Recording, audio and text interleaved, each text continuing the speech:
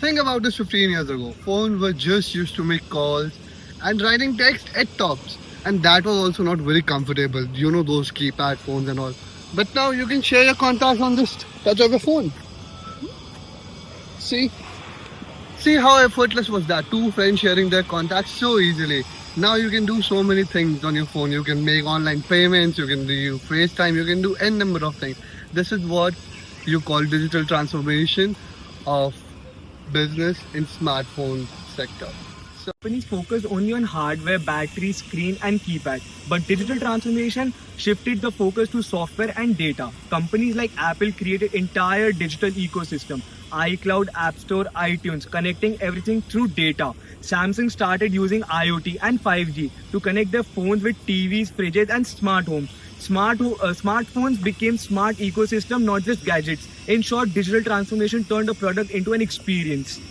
Manufacturing and innovation. Earlier production was manual and slower, but today smartphone factories are digitally connected smart factories. AI and robotics handle assembly with extreme precision. IoT sensors track machine performance in real time. Digital twins. Virtual copies of factories test designs before physical production. 3D printing is used for rapid prototyping. For example, Foxconn, which makes iPhones, uses AI-driven robots to improve quality and reduce waste.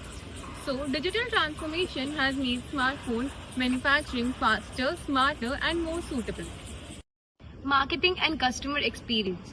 Digital transformation didn't just change how phones are made, it changed how they are sold and experienced. Augmented reality lets you try a phone virtually before buying. AI chatbots handle 24/7 support. Social media and influencer drive product launches instead of traditional ads. Online pre-booking and flash sales use digital demand prediction. For example, Xiaomi built its brand almost completely online through data-driven campaigns and flash sales.